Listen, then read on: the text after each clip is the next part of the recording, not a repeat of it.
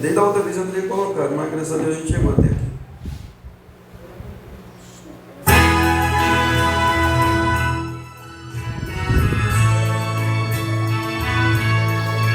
Aleluia, glória a Deus.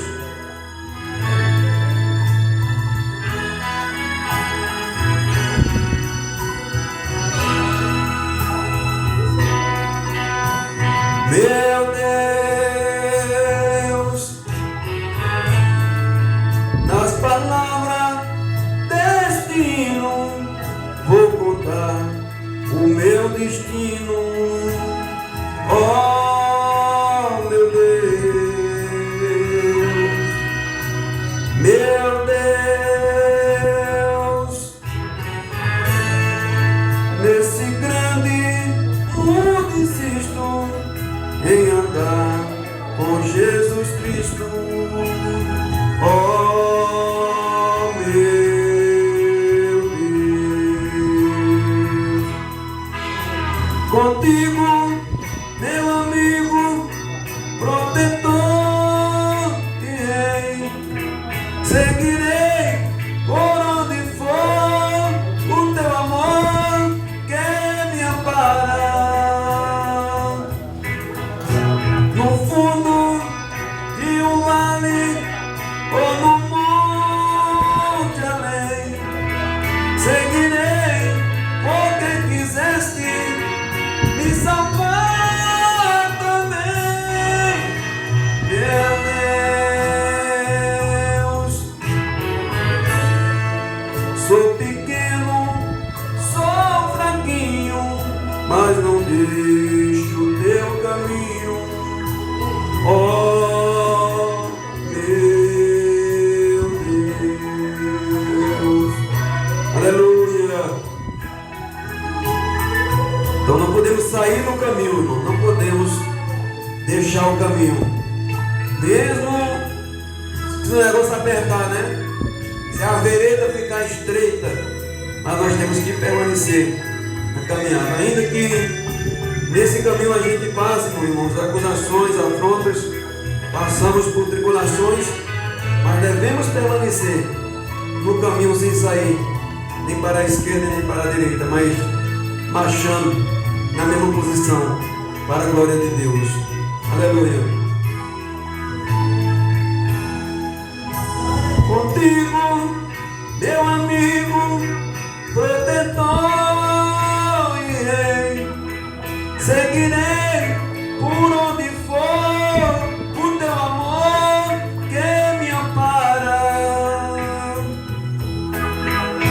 No fundo de um vale ou no monte além, seguirei porque quiseste me salvar também. Meu Deus,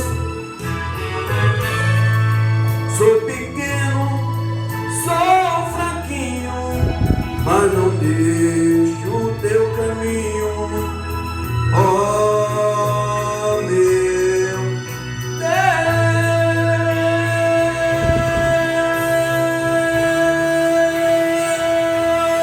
Deus, aleluia. Amém? Deu certo? A irmã mesmo apareceu o troco, né? Então, graças a Deus. Tem alguns envelopes aqui, acho que é do irmão Jonas. O irmão entrega a irmã Rosa para ela guardar. Também dá de minha mãe, da irmã Lidal. Acho que ela tem dois, mas entrega. Deu uma não? Estava na gaveta aqui, quando tiverem.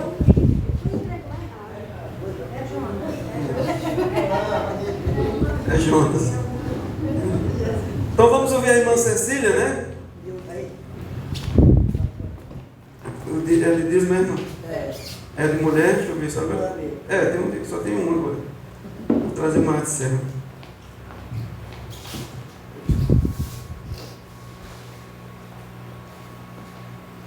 Salve da igreja com a paz do Senhor. Salmo 149.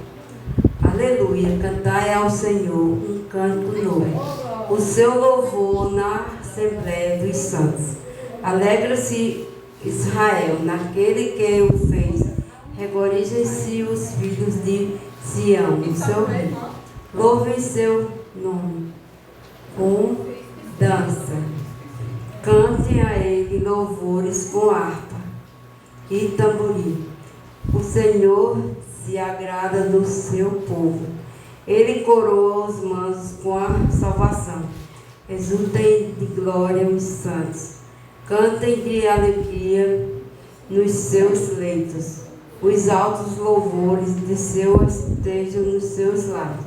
E a sua mão, a espada de dois gumes, para exercerem vingança sobre as nações e castigo sobre os povos, para prenderem os seus reis com cadeia e os seus nobres com correntes de ferro.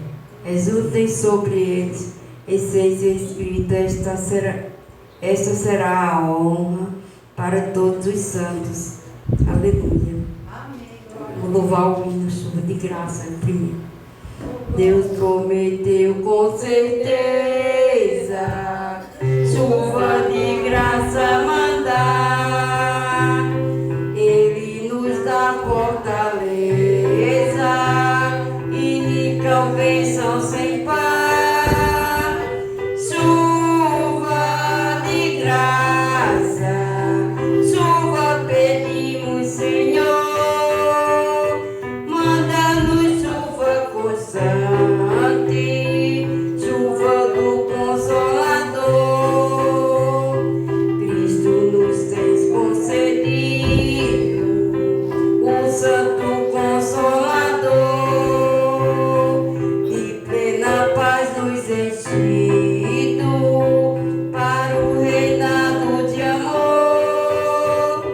Chuva de graça, chuva pedimos, Senhor.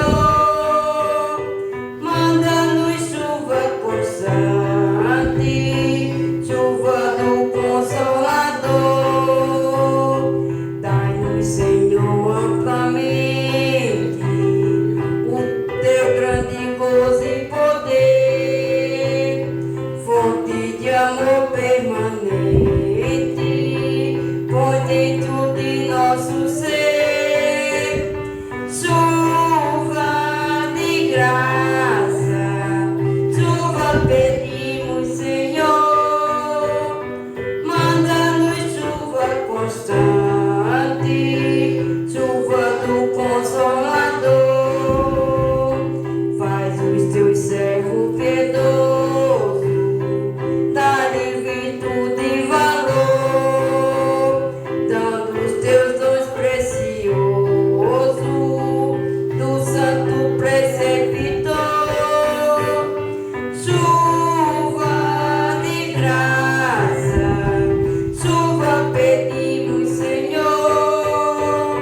Manda-nos chuva constante, chuva do Consolador. Aleluia. Agradeço a oportunidade. Graças a Deus, né, irmãos? Vamos ouvir também a irmã Rosa.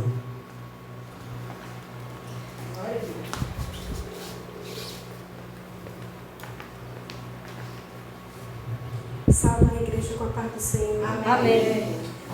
O salmo, eu tenho marcado aqui, Jesus.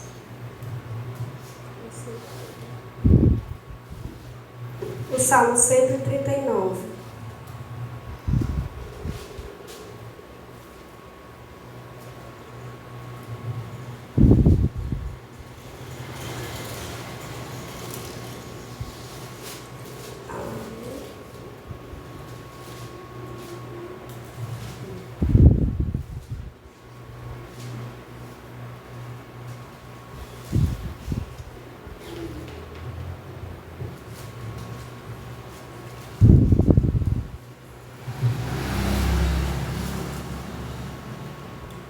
Amém? Amém.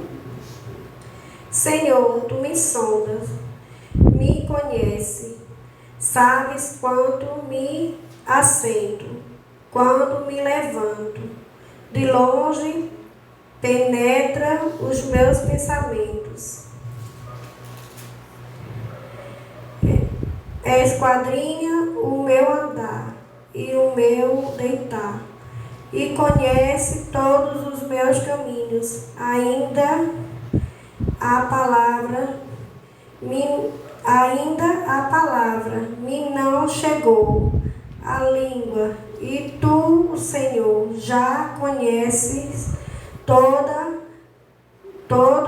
tu me a cercar-me por trás e por diante, sobre mim pões mãos a tal conhecimento, e é maravilhoso demais para mim, e sobremodo elevado não o posso atingir. Para onde me sustentarei do teu espírito? Para onde fugirei da tua face? Se todos os céus lá estás, e se faço a minha cama no mais profundo abismo, lá está também. Oh, glória, aleluia. Só até aqui. Eu agradeço a rica oportunidade no nome de Jesus. Deus é maravilhoso, gente. Deus é fiel.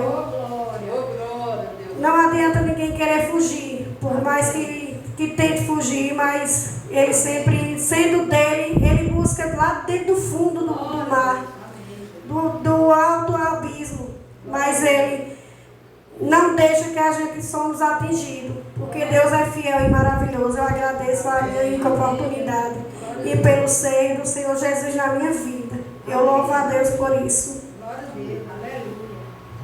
Graças a Deus, né?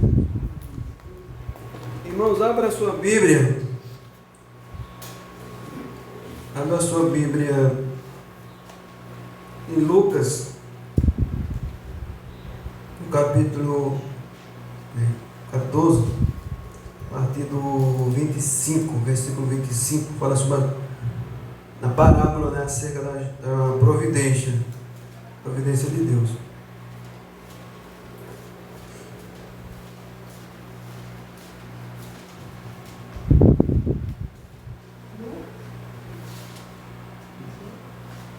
Doze, 25.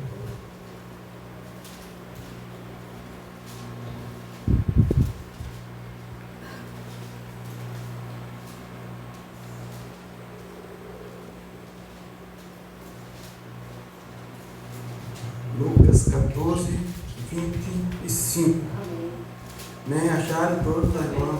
Procura a irmã dele. Achando.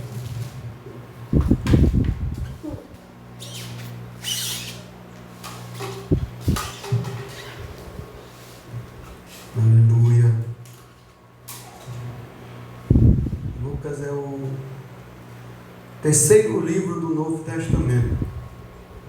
Mateus, Marcos e Lucas.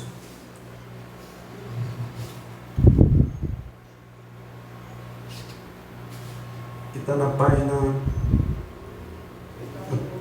107.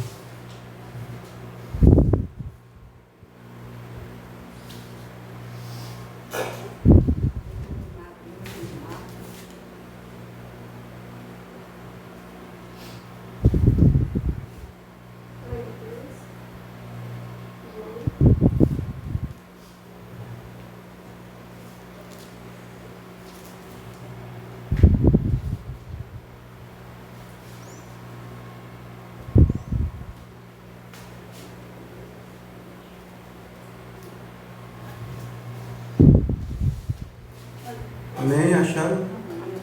Diz assim: ora, ia com ele uma grande multidão, e voltando-se disse-lhe: se alguém vier a mim e não aborrecer a seu pai, sua mãe, mulher, filhos, irmãos, irmãs, e ainda também a sua própria vida, não pode ser meu discípulo. E qualquer que não levar a sua cruz e não vier após mim, não pode ser meu discípulo. Pois qual de vós, querendo edificar uma torre, não se assenta primeiro a fazer as contas dos gastos para ver se tem com que acabar?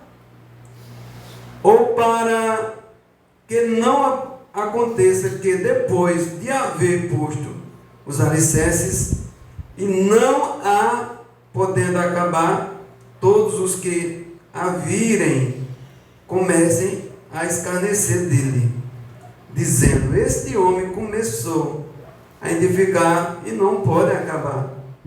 Ou qual é o rei que, indo à guerra a pelejar contra o outro rei, não se assenta primeiro a tomar conselhos sobre se com 10.000 pode sair ao encontro do que vem contra ele com 20.000? De outra maneira, estando o outro ainda longe, manda embaixadores, pede condições de paz. Assim, pois, qualquer de vós que não renunciar a tudo quanto tem, não pode ser meu discípulo. Amém, meus irmãos? Glórias a Deus. Louvado seja o nome do Senhor.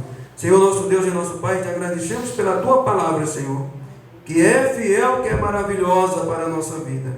Nos ajuda, meu Deus, a vencer todas as lutas e obstáculos, toda a tentação desse mundo, Pai, e nos capacita para fazer a tua obra hoje e sempre. Amém. Meus amados irmãos, a gente lendo essa palavra aqui parece assustadora, né? Aqui é 2 etapas, irmãos, que Jesus está falando. 2 etapas. A gente vai ver, vai ler aqui com os irmãos, para os irmãos entenderem. A Bíblia diz que uma grande multidão estava seguindo Jesus. Uma grande multidão estava seguindo Jesus. A Bíblia diz, aí ele diz aqui no 26, se alguém vier a mim, ora, eu ia com ele, uma grande multidão, e voltando-se, disse-lhe, ele disse para quê? Para aquela multidão: se alguém vier a mim e não aborrecer seu pai e sua mãe,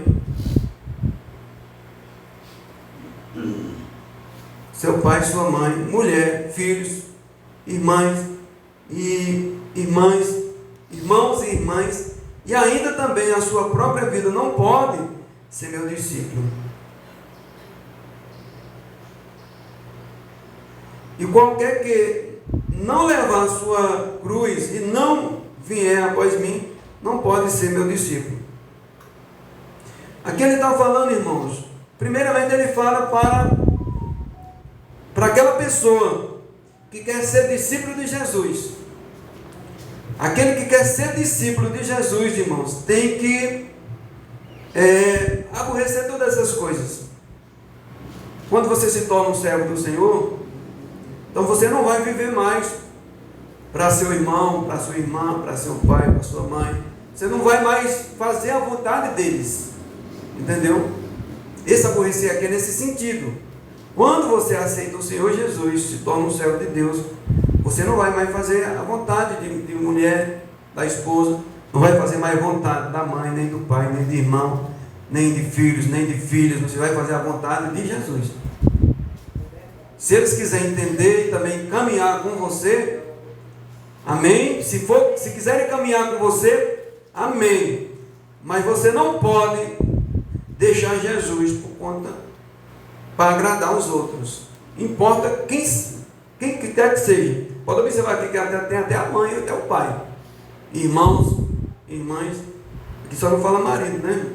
Mas o resto fala, né? Porque a mulher naquele tempo era submissa ao marido, né? E hoje também. Naquele tempo, a mulher era presa ao marido. Mas pode observar aí, né?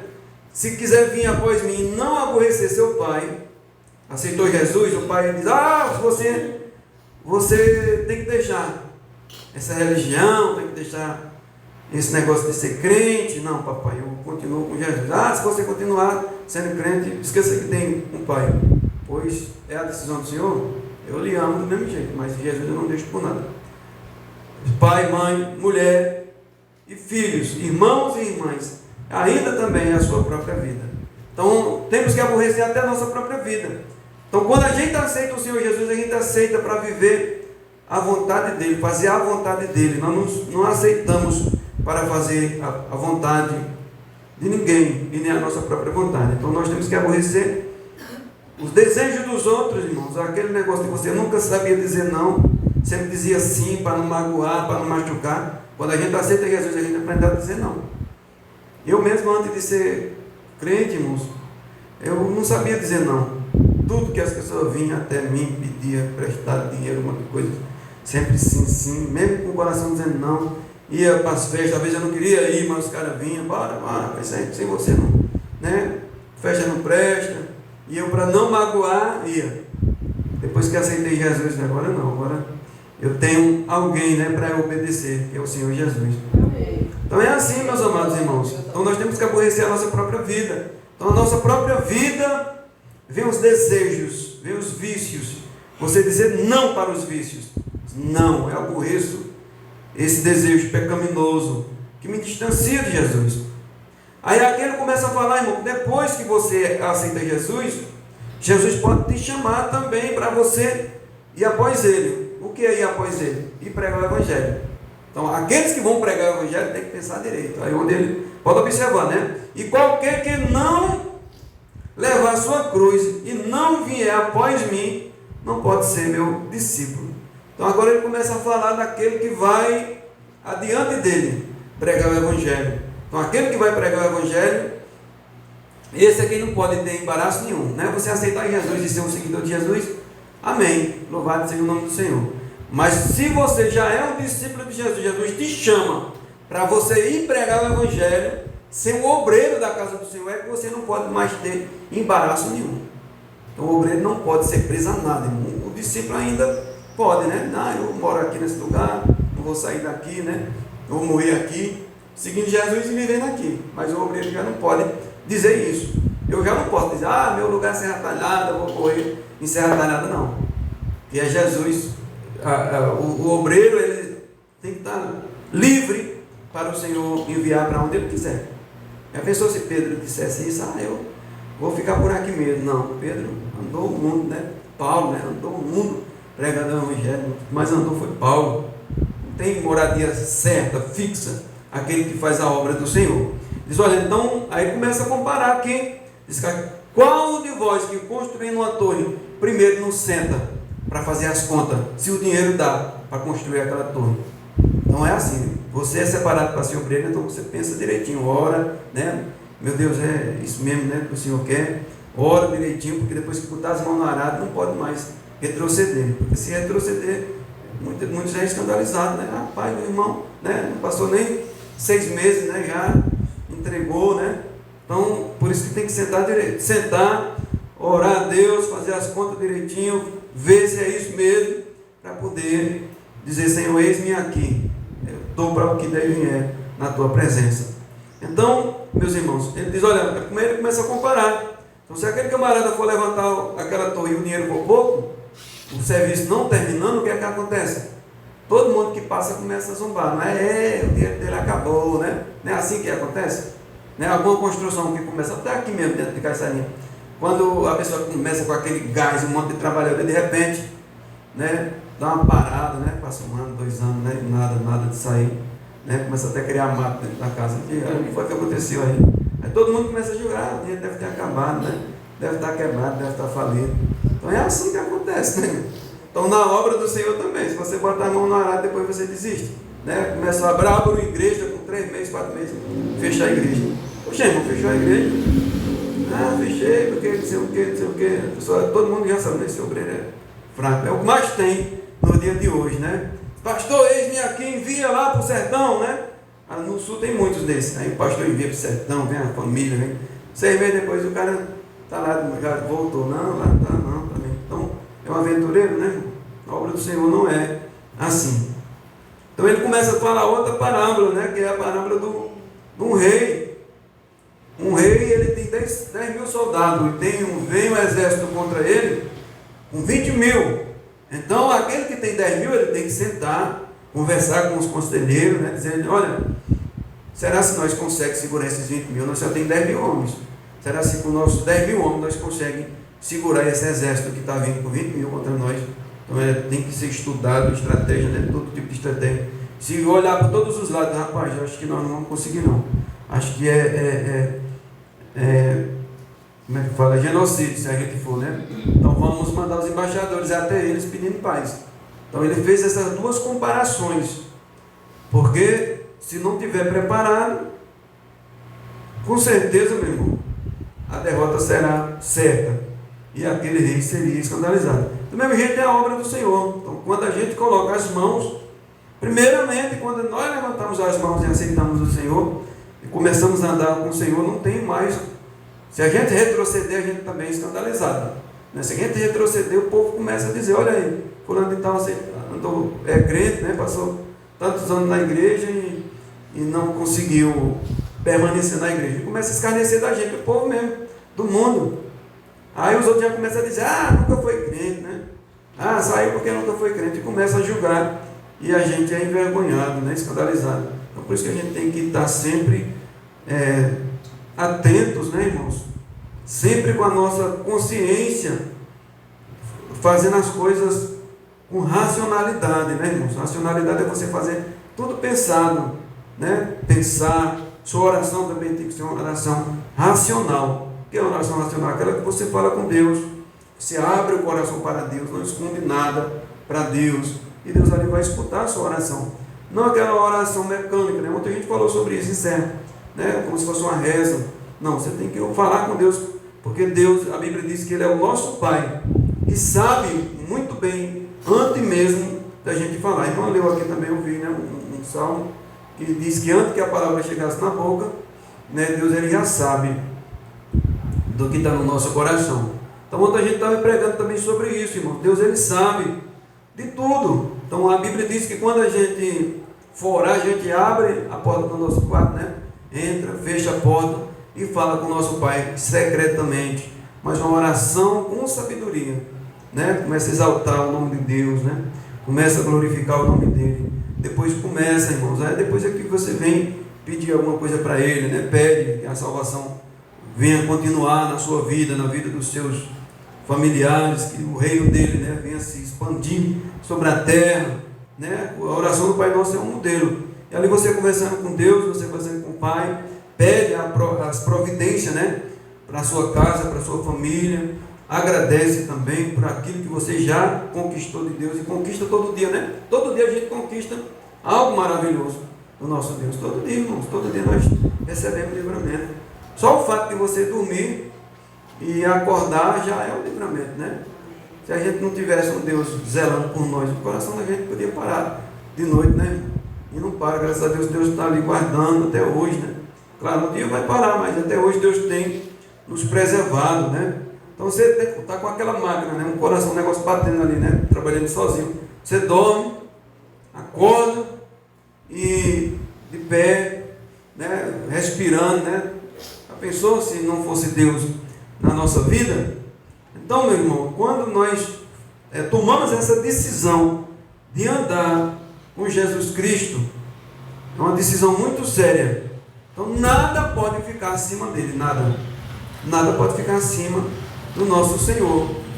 O primeiro, né, os mandamentos foi resumido em 2, né, irmão? Amar a Deus sobre todas as coisas, né? Amar a Deus com toda a tua alma, com todo o teu coração, toda a tua força. E isso é amar a Deus. E amar ao próximo. Amar o próximo, Jesus diz: olha, amai o próximo como eu amei vocês, né? O amor de Jesus é assim: amai-vos assim como eu vos amei, vocês também amem uns aos outros. O mandamento é isso. Nós temos que amar o nosso próximo como Jesus nos amou. E Jesus fez o quê? Deu a vida por nós. Então, nós estamos nessa terra, irmãos, não é para outra coisa, é para servir. Nós não estamos aqui para ser servido, nós estamos aqui para servir. Quando eu estou servindo, eu estou dando a minha vida por os irmãos, sabia disso? Quando você está servindo, você está dando a sua vida, você está gastando, né, a sua vida em prol, né, de outras daqueles que você está ajudando. Então é isso, dar vida é isso, né? Jesus, ele literalmente ele deu a vida, porque ele morreu por a humanidade, né? Morreu por nós. Então, se for preciso a gente gastar a vida toda da gente até morrer por o nosso próximo, devemos fazer isso, né? Morrer no sentido de você fazer aquilo que é certo, e por fazer aquilo que é certo, às vezes pode vir alguma consequência para você, para mim e para você, pode vir, irmão. Nós estamos sujeitos, os apóstolos, tirando João, todos foram assassinados, todos foram mortos por pregar o Evangelho. Eles também deram a vida para os seus irmãos, porque não como a vida inteira, como para salvar, né, irmãos? Foi Jesus que salvou, mas ele deram a vida aos seus irmãos nesse sentido de continuar fazendo a vontade de Deus. Claro que eles deram a vida a Jesus, né? Por o Evangelho de Jesus, mas ao mesmo tempo também estavam dando a vida para os seus irmãos, que eles continuaram a pregar, ainda que tivessem ameaças, né? Mas eles prosseguiram, não retrocederam, né? Segundo a história, né, diz que só João que morreu velhinho, o resto morreram todos matados, todos foram assassinados por amor ao Evangelho. Então, no dia de hoje, a gente, graças a Deus, no nosso país, dificilmente acontece, né, a morte assim, de crente por causa do Evangelho, né? No passado acontecia mais, mas pode acontecer, mas porque se acontecer os outros vão parar, vão desistir? Não, a caminhada continua. Tem